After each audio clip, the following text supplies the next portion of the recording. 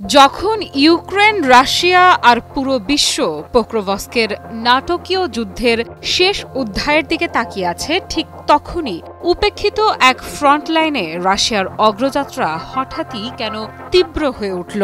Zaporizhzhia ও Donny প্রোপেটোভস্ক ওবলাস্তের সংযোগস্থল, যাকে ইউক্রেনীয়রা বলে ডিকেপোলি বা বন্যপ্রান্তর, সেই এলাকাতেই কেন যুদ্ধের গতি বদলে যাচ্ছে।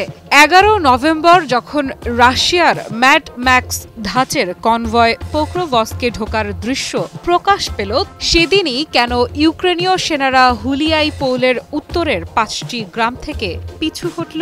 এই সিদ্ধান্ত কি শুধু কৌশলগত, নাকি প্রতিরক্ষার ভাঙনের সূচনা?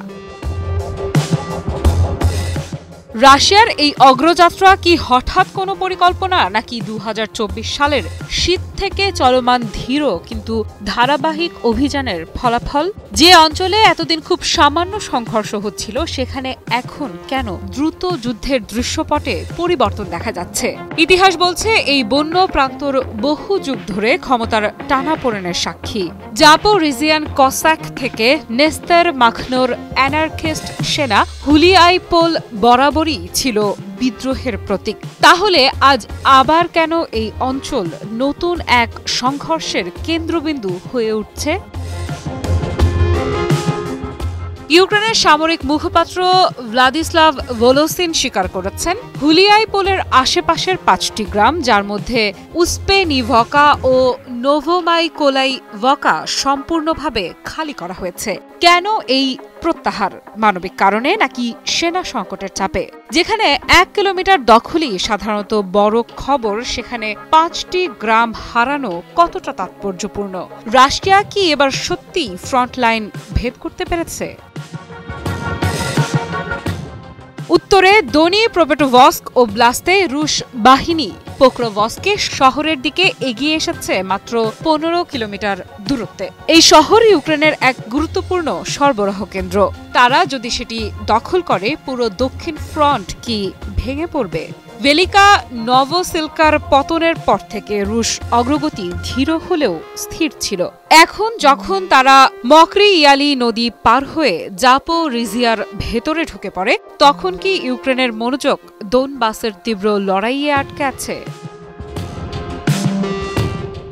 বিশ্লেষণ সংস্থা ডিপ স্টেট জানাচ্ছে, অক্টোবরে রাশিয়ার মোট দখলকৃত ভূমির 69% এসেছে এই অঞ্চল থেকেই, যদিও তাদের মোট আক্রমণের মাত্র 16% এই এলাকায় হয়েছে, অর্থাৎ কম বিনিয়োগে বেশি সাফল্য। প্রশ্ন হল, ইউক্রেনের প্রতিরক্ষা এত দুর্বল হয়ে গেল কেন? দীর্ঘ ফ্রন্টলাইন, সীমিত জনবল আর অবিরাম ড্রোন যুদ্ধ, এসব কিছুর মাঝে কিয়েভ এখন কিভাবে সিদ্ধান্ত নেবে কোন এলাকা ধরে রাখা হবে আর কোনটা ছেড়ে দিতে হবে? দোনেস্ক, জাপোরিজিয়া ও ডনি প্রোপেটোভস্কের সংযোগস্থলের এই অঞ্চল বরাবরই ছিল অগ্রাধিকারের তালিকার নিচে, কিন্তু এখন যখন হুলিয়াইপোলের উত্তর দিক থেকে রুশ বাহিনী চাপ দিচ্ছে, তখন কি ইউক্রেনের সবচেয়ে শক্ত প্রতিরক্ষা রেখাই ভাঙনের মুখে? যদি রাশিয়া এই গতিতে অগ্রসর হয়, তাহলে কি 2026 সালের আগেই তারা জাপোরিজিয়া ফ্রন্ট ঘিরে ফেলবে? আর যদি সেটি ঘটে, তবে জাপোরিজিয়া শহর নিজেই কি পরবর্তী লক্ষ্য হবে? হ্যাঁ, শহরটি দখল করা এখনও রাশিয়ার জন্য সহজ নয়, কিন্তু যদি সেটি নিয়মিত ড্রোন আঘাতের আওতায় আসে, তাহলে কি কিয়েভের দক্ষিণ ফ্রন্ট স্থায়ীভাবে দুর্বল হয়ে পড়বে? উত্তরে ডনি প্রোপেটোভস্ক অঞ্চলেও নতুন এক ফ্রন্টের সম্ভাবনা তৈরি হয়েছে। এই পোক্রোভস্কে সেক্টর কি ইউক্রেনের পরবর্তী বড় সংকটের সূচনা? বর্তমানে হুলিয়াইপোল প্রতিরক্ষা করছে কয়েকটি দুর্বল মেকানাইজড ও টেরিটোরিয়াল ডিফেন্স ব্রিগেড। তাদের সহযোগিতায় রয়েছে ছোট ড্রোন ইউনিট ও নবগঠিত অ্যাসল্ট ফোর্সেস।